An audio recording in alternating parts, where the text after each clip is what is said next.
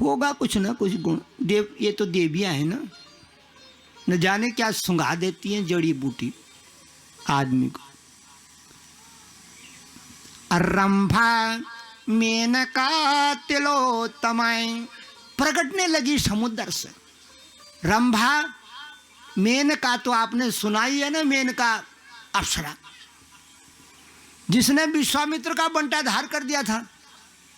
शकुंतला प्रकट गई, और शकुंतला का पुत्र भरत, जिसके नाम से सारे संसार में भारत वर्ष प्रसिद्ध हो गया। अब क्या हुआ? मेनका, रंभा, तिलोत्तमा प्रकट रही है। इंद्र कहता है मेरे स्वर्ग में जाओ, मेरे स्वर्ग में बाजा बजाओ, मेरे स्वर्ग में गीत गाओ, मृदंग बजाओ, खुद भी नाचो, दुनिया को भी नचाओ। अप्सराएं प्रसन्न।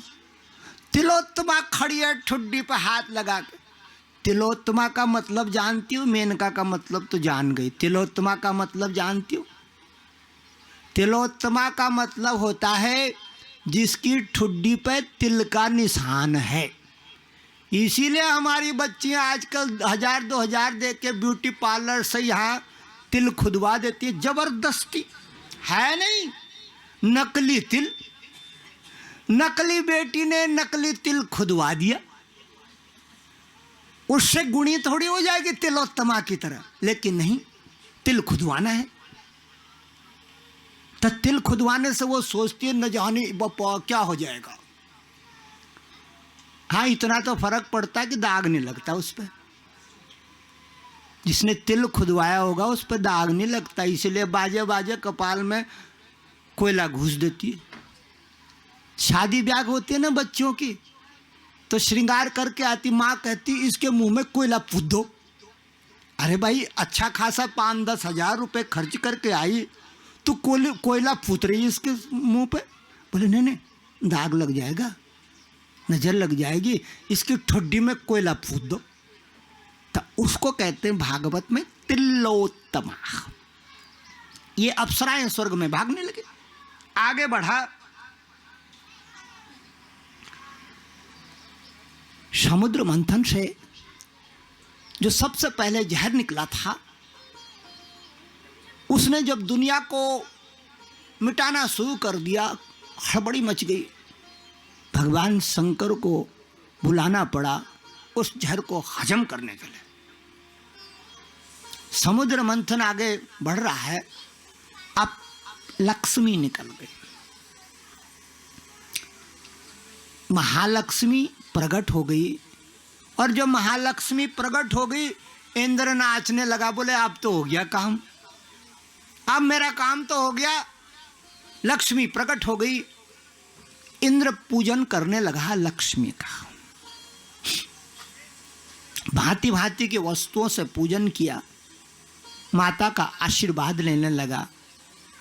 माता ने जयमाला हाथ पर पकड़ करके घूमी, कोई वर नहीं मिला।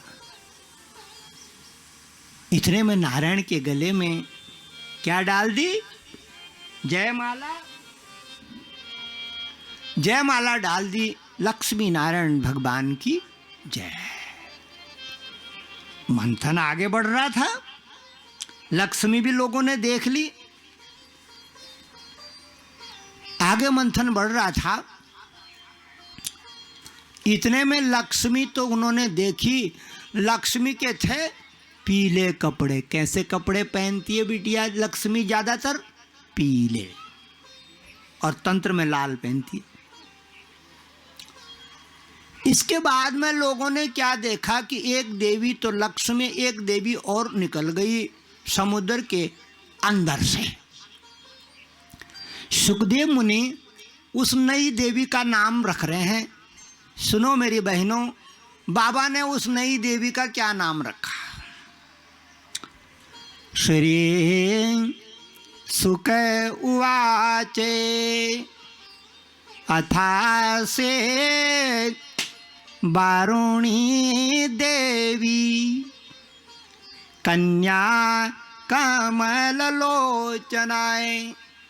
लंबी खोर बनी हुई है सुरमे की, हमारी बच्चियां क्या करती हैं, सुरमा लेके आंखों को लंबा बना देते, होती नहीं उतनी लंबी, लेकिन खूर बना देते, कानों तक खींच के ले जाती।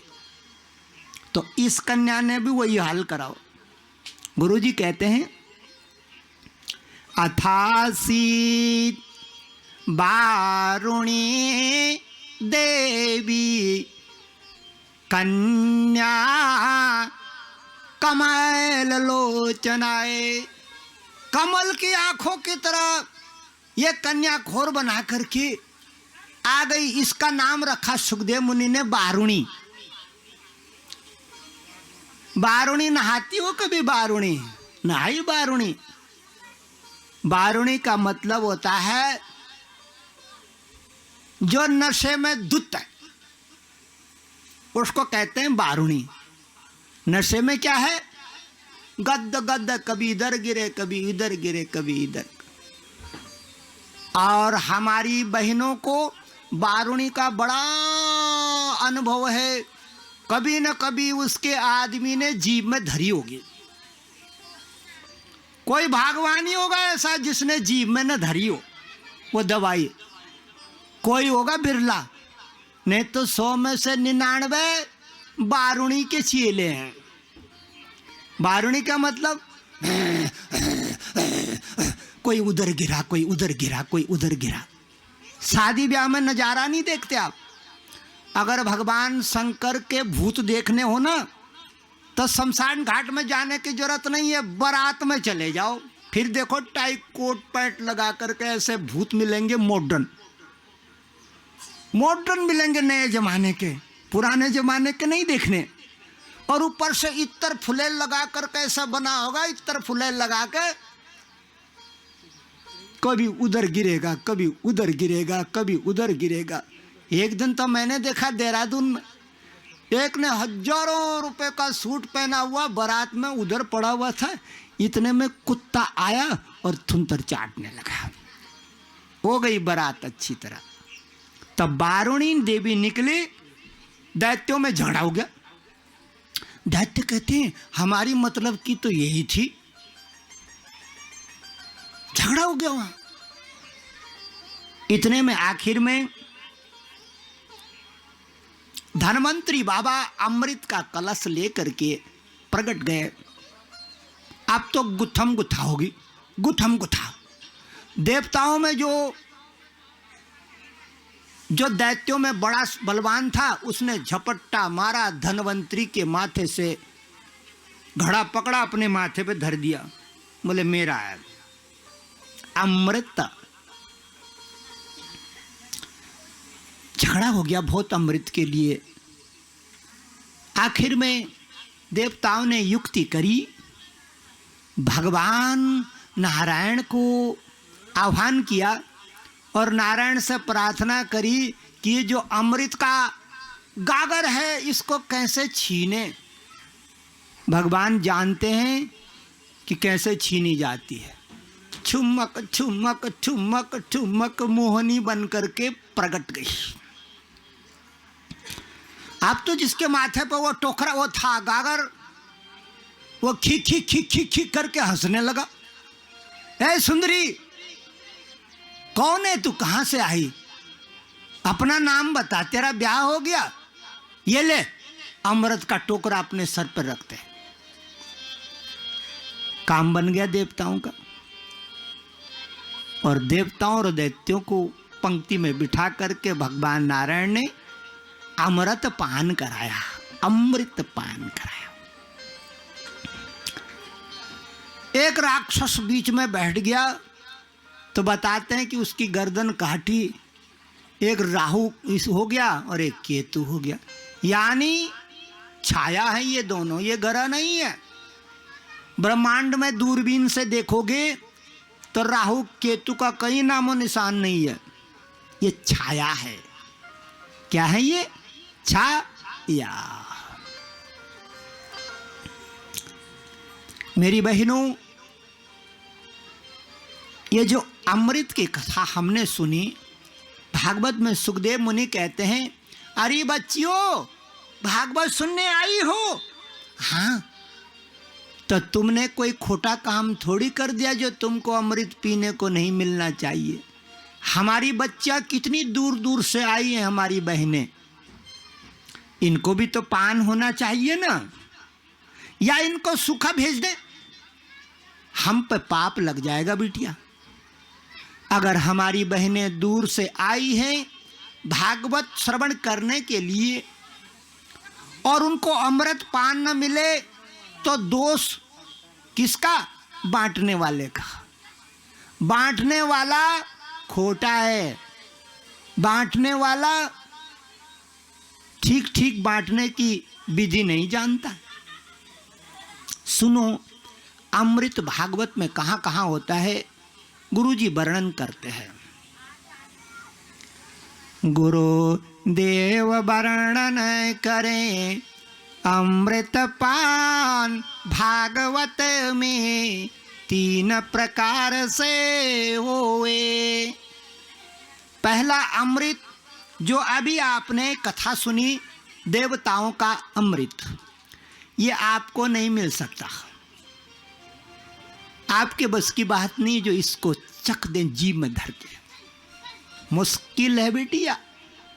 ये देवताओं का पेय पदार्थ है, ये हमारा और तुम्हारा पेय पदार्थ नहीं है, ये देवताओं का पेय पदार्थ है। इसलिए थोड़ा मुश्किल काम है इसको पीना। सुखदेव मुनि दूसरा अमृत की वार्ता करते हैं, सुनो ध्यान से। क्या कहते? हाँ लगा देंगे, कोई बात अभी लगा दो। अब क्या हुआ मेरी बहनों,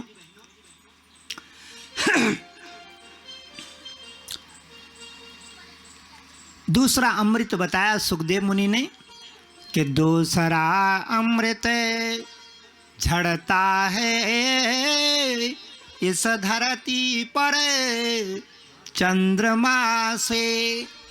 अरे चंद्रमा, ध्यान से सुनो, चंद्रमा इस धरती पर रस का राजा है। चंद्रमा इस धरती पर रस का देवता है। फलों में रस, अन्न में रस, फूलों में रस, और यहाँ तक कि हमारी बहनों के स्तन में दूध किसकी कृपा से आता है? चंद्रमा की कृपा से। इसीलिए जिसको दूध कम उतरता है उसको पूर्णमासी की साधना करनी चाहिए। 12 पूर्णमासियां होती हैं, उसको कुछ मिल जाएगा। चंद्रमा प्रेम का देवता है इस धरती पर। चंद्रमा आनंद का देवता है इस धरती पर। चंद्रमा अमृत का खजाना है इस धरती पर। दूसरा अमृत चंद्रमा से उतरता बिटिया धरती पर। अब तीसरे अमृत की वार्ता सुना रहे हैं सुखदेव मुनि। बोला तीसरा अमृत कहाँ है? ध्यान से सुनो मेरे मित्रों, तीसरा अमृत की गागर ये है जिसको कहते हैं भागवत गाथा, भगवान की गाथा। पुरानी माताएं कहती थी, ये नारायण ये गोविंद ये घट घट वासे हमारे मधुसूदन। हे कृष्ण भगवान हे नारायण, तू आता है इस धरती पर। किस रूप में आता है? बुढ़ी माताएं इसमें एक गीत गा रही हैं, रोते हुए, हंसते हुए नहीं, रोते हुए। और जो गीत आप रोते हुए गा देंगी बिटिया, उस गीत में शक्ति आ जाएगी, उथल पुथल हो जाएगी मंदिर में। उथल पुथल। बुढ़ी माताएं रोते हुए गीत गा रही हैं और कह रही हैं कि तू कब दिखता है, उपाय बता रही हैं, उपाय, तू कब दिखता है। गोपियां कहती थी तू तब दिखता है जब हम अपने गुरु के पास में बैठ करके तेरी कथा को सुनती हैं और हमारा गुरु नारद वीणा बजाता है, भगवान की गाथा को प्रकट कर देता है अपने मुखारविंद से। तब कथा